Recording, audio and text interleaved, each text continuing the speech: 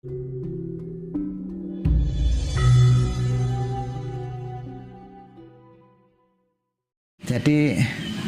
pernah saya mengalami istri saya itu ditagih angsuran dari leasing itu ya. Padahal tidak sedikit, hampir satu angsuran itu hampir 1 juta, padahal itu udah telat 2 kali angsuran. Besok pagi itu harus minimal bayar 1 angsuran, karena kalau tidak itu unit motor yang sebagai jaminan, karena jaminan kan berupa surat bukti kendaraan BPKB, itu motor diancam diambil ya. Sementara motor itu kondisinya atau posisinya itu tidak ada di tangan, karena nggak tahu itu motor itu oleh istri saya digadekan atau itu dipinjamkan atau disewa atau karena saya kan tapi tidak ada di situ ya, tidak ada jelas sudah berbulan-bulan nggak ada. Karena ya seperti tadi yang saya katakan bahwa saya itu tidak peduli dengan seperti itu, motor itu dibakar istri saya atau dibuang ke sungai, itu saya nggak mau mikir kayak gitu, karena itu akan mengotori pikiran. Jadi memang benar saya berusaha untuk mengkondisikan pikiran seperti itu. Makanya karena saya nggak tahu dan posisinya nggak ada, sehingga kalau besok pagi itu tidak bisa bayar, maka akan diambil. Motor akan diambil. Betul. Kalau motor ada itu mungkin saya nggak masalah. Ya sudah, tadinya punya motor, akhirnya nggak punya motor, cuma itu tuh Mas. Tetapi karena motor nggak ada, pasti besok akan menjadi masalah, karena itu bisa dianggap sebuah penggelapan, bisa dijadikan kasus pidana. Bagaimanapun seorang suami melihat kondisi seperti itu, apakah suami akan bersorak-sorak gembira? Kan nggak mungkin Mas. Mestinya tuwuh tangis, bagaimana saya bisa menolong istri saya yang seperti itu. Padahal saya seorang pengangguran, bagaimana dalam waktu sehari saya bisa mencari uang sebanyak 1 juta itu. Nah, akhirnya apa? Tuwuh tangis yang hati. Nah, di saat tumbuh tangis yang hati ini tak gunakan untuk meditasi Mas. Jadi saya meditasi, tetapi bukan saya menghidupkan kendaraan dan reaktor jiwa, karena itu kan kepentingan untuk sono ya. Tetapi saya, karena ini kepentingan madya, saya cukup menggunakan cipta. Cipta yang ada di hati. Saya meditasi untuk mengaktifkan cipta, dan saya mengkaryakan untuk mencari uang atau menarik rezeki. Ya. Begitu selesai meditasi, dalam waktu kurang dari 10 menit ada jawaban Mas. Gimana itu? Ya tiba-tiba ada WA yang masuk di HP saya. Ada orang yang sekarang berada di London. Dia WA saya, Pak Digun, katanya Bojo mau buka warung, butuh modal berapa Pak Digun? Ya maksud saya mau tak carikan 5 juta, tapi kalau masih mau bantu seberapa pun saya terima kasih. Tolong Pak Digun kirim rekening. Akhirnya rekening saya kirimkan, selang mungkin 2 menit nggak ada, itu udah bukti transfer, itu udah dikirim ke saya 5 juta. Nggak sampai hitungan hari? Tidak, nggak ada 10 menit. Bahkan kalau besoknya ya. Bahkan kalau saya boleh cerita, mungkin ini sebuah kebetulan itu Mas. Boleh saya cerita itu ya tentang istri saya lagi ya. Pada saat mau buka warung, udah saya kasih modal, memang nggak begitu banyak, waktu itu mungkin baru 2 juta itu ya kan. Nah, kemudian uang itu dibelanjakan,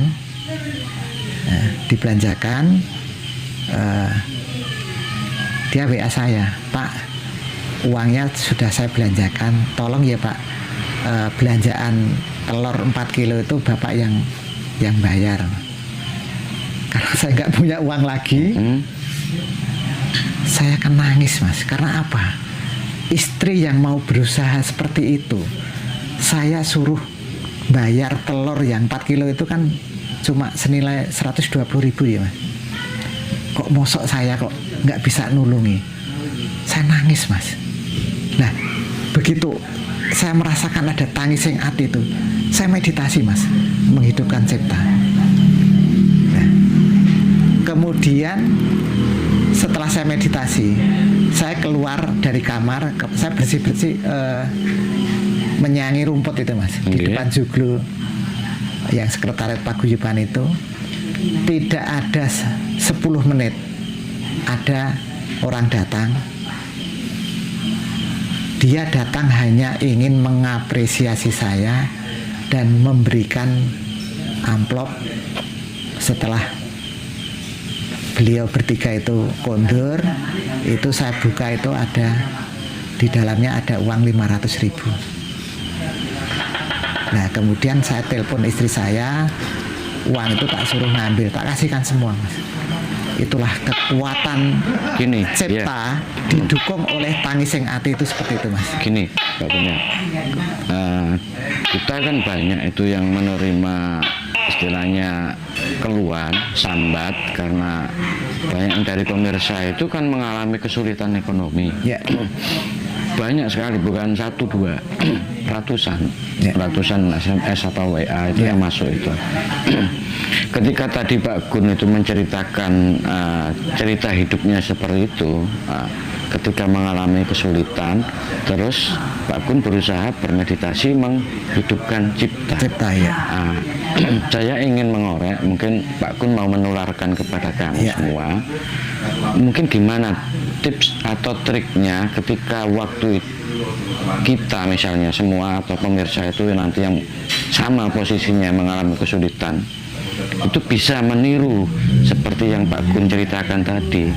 Karena kan ya mungkin sebagai jalan spiritual ini kan memang apa ya, ini suatu yang sangat-sangat istimewa, suatu keajaiban seperti itu.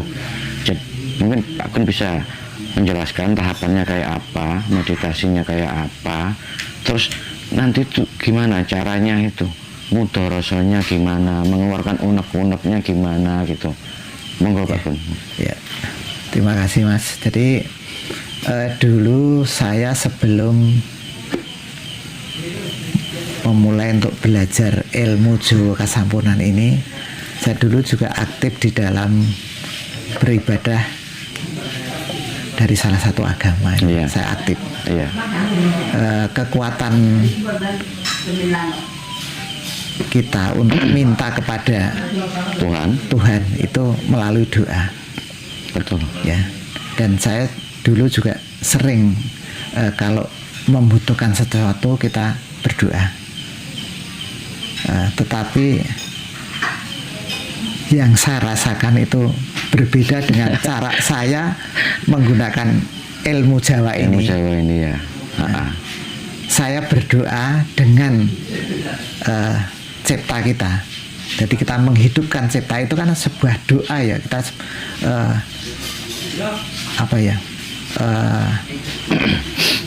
kita memiliki keinginan untuk mendapatkan sesuatu, itu kita menggunakan dengan pesawat cipta. Karena ilmu Jawa Kasampunan itu di samping kita itu mengajarkan bagaimana kita itu nguripke kendaraan batin atau kendaraan dan reaktor batin, karena ini kan fungsinya itu lebih diutamakan untuk kepentingan wasono. Tetapi bagaimanapun kita tidak memungkiri bahwa kita itu hidup di alam madya. Betul. Ya, di alam madya, dan kita masih membutuhkan kebutuhan madya. Nah, ilmu Jawa Kasampunan pun juga mengajarkan bagaimana kita menghidupkan pesawat cipta. Karena kalau cipta itu sudah hidup, kang sinedya ana kang sinipta dadi.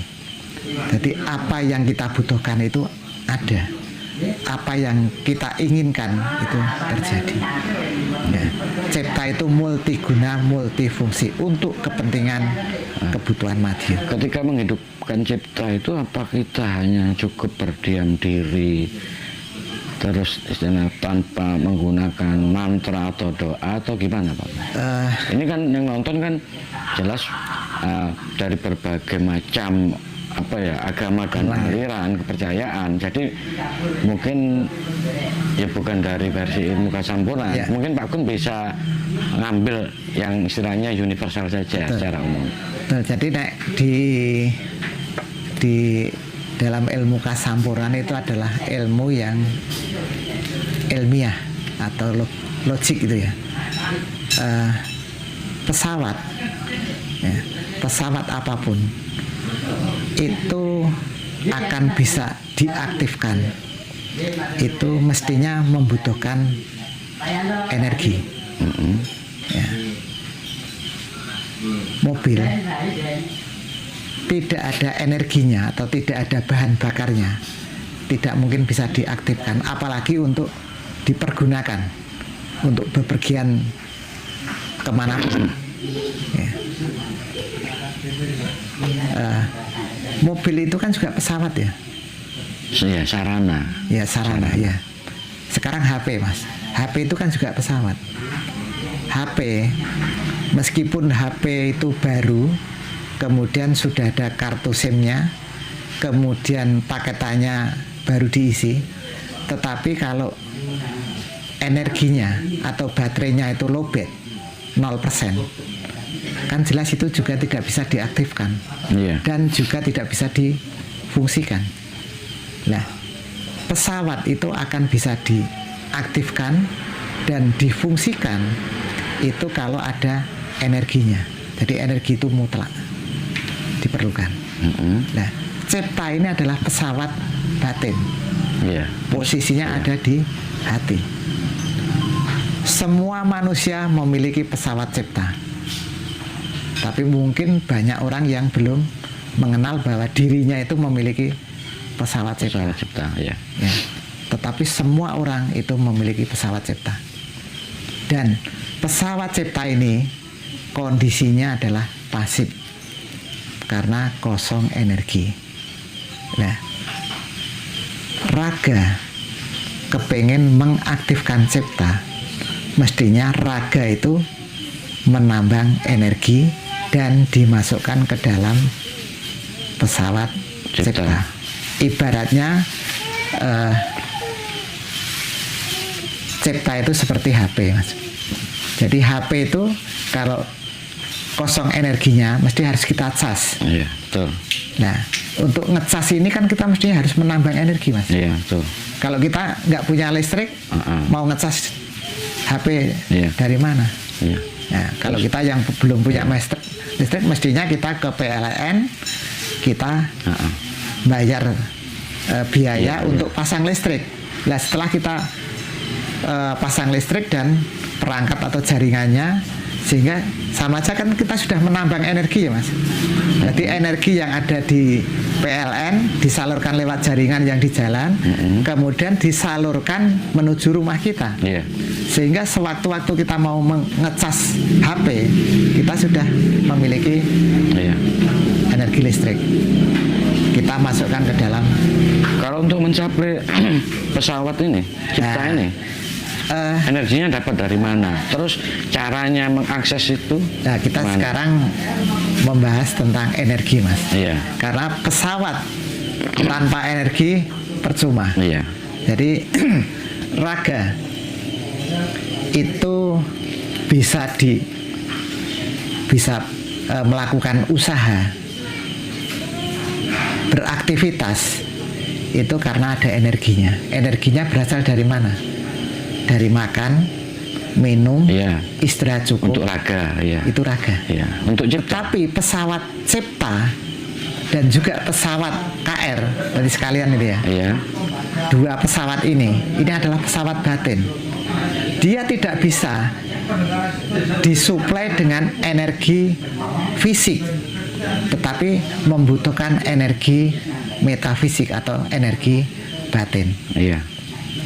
Jadi energi yang berasal dari makanan, minuman, istirahat itu adalah E1 karena itu energi fisik, Fisik, satu. Nah, kita memiliki energi metafisik yaitu E2, E3, E4, E5, E6. Meskipun kita punya partikel 7, tetapi kita sudah tidak memiliki E7 karena inti yang berada di dalam sukma itu untuk manusia sekarang ini intinya sudah mati karena kehabisan energi. Jadi yang dimiliki hanya E2 sampai E6. Ya. E2 itu adalah energi metafisik yang dimiliki oleh partikel 2 atau sedulur yang cahayanya hitam. Betul. E3 itu adalah energi metafisik yang dimiliki oleh partikel 3 yang berwarna yang merah. dimiliki oleh sedulur yang Berwarna merah. memiliki cahaya merah. Iya. Kemudian E4 itu energi yang dimiliki oleh partikel 4 Yang bercahaya yang kuning. dimiliki oleh partikel atau sedulur yang Bercahaya kuning. cahayanya kuning. E5 itu adalah energi yang dimiliki oleh partikel 5 atau sedulur Yang bercahaya putih. putih. Kemudian E6 itu energi yang dimiliki oleh partikel 6 dimiliki oleh sedulur atau sedulur sejati atau sukma. Yang bercahaya terang tadi ya. Nah inilah energi-energi inilah yang bisa digunakan untuk mengaktifkan pesawat-pesawat batin kita. Ya. Kita bicara dua saja ya karena Iya. yang lain tuh ada pesawat-pesawat lain ada, tapi untuk Jawa Kasampunan kita khususkan yang kita pelajari adalah Mulai Cipta dan KR. Nah, ketika sebagai seorang pelaku mungkin ya awam ini orang awam dalam berspiritual untuk mengaksesnya bisa mensuplai energi 2-nya dan seterusnya energi 3 itu bagaimana caranya gitu, mungkin tekniknya bagaimana Jadi mungkin bisa dijelaskan itu tuh. Di dalam raga kita itu ada tabung bawah ya, tabung yang nantinya digunakan untuk wadah energi metafisik. Jadi tabung bawah itu posisinya ada di pangkal alat vital.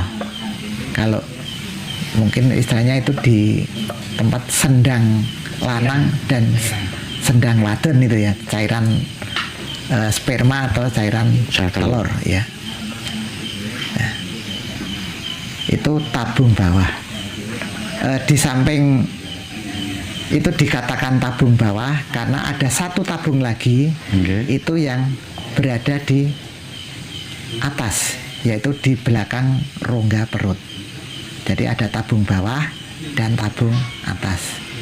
Nah, tabung atas itu kita tidak bisa memprogram keluar masuknya energi karena itu otomatis. Jadi energi dari jagat makro, jadi dari luar energi jagat mikro ini, itu akan masuk ke dalam tabung atas dengan cara, kalau raga itu perih atau prihatin ya. Nek rogone gelem prihatin, maka akan ada energi dari metafisik itu ketarik masuk ke tabung atas. Dan energi yang berada di tabung atas ini, dia secara otomatis akan mengalir atau rembes gitu ya. Rembes itu ya, rembes mengisi pesawat-pesawat batin kecuali kendaraan dan reaktor jiwa yang ada di ujung sungsung tulang ekor. Nah, dia secara otomatis ya. Tetapi tabung bawah ini berbeda. Jadi tabung bawah ini untuk menampung atau mewadai energi-energi metafisik yang berada di wilayah 2, 3, 4, 5, 6. Nah, tabung bawah itu ada di wilayah 1, ada di raga. Berada di wilayah 1. Sementara energi metafisik itu ada di wilayah 2, 3, 4, 5, 6. Nah, bagaimana kita menambang energi yang ada di wilayah batin ini agar masuk ke dalam tabung bawah ini? Nah, itu ada 3. Nggak tahu ini kalau mungkin ada cara yang lain, tapi ini versinya ilmu Jawa Kasampunan. Ilmu Jawa dari sumber. Iya. Ini karena kita tidak mudah kita itu untuk menggali ilmu dari simbah. Itu kita harus aktif untuk menggali. Karena ilmu Jawa Kasampunan itu sebetulnya sudah puluhan tahun dipelajari oleh pengikut-pengikutnya yang belajar ini. Tetapi sampai saat ini itu rata-rata ya masih 0. Karena apa? Salah pemahaman. Karena apa? Di dalam buku disebutkan bahwa untuk mengisi atau mengaktifkan kendaraan itu energi yang ada di tabung bawah dimasukkan ke kendaraan. Kemudian kendaraan yang ada di ujung susung tulang ekor ini diangkat menuju ubun-ubun, karena sukma itu ada di ubun-ubun. Nah, kita kan kendaraan itu adalah kendaraan dan reaktor jiwa. Tapi nanti besok yang membutuhkan itu adalah sukma untuk melakukan penerbangan ke surga atau menuju ke ketiadaan. Sehingga kendaraan yang ada di garasi di ujung susung tulang ekor ini, raga inilah yang harus berusaha untuk mengaktifkan dan meningkatkan sehingga menjadi KR6.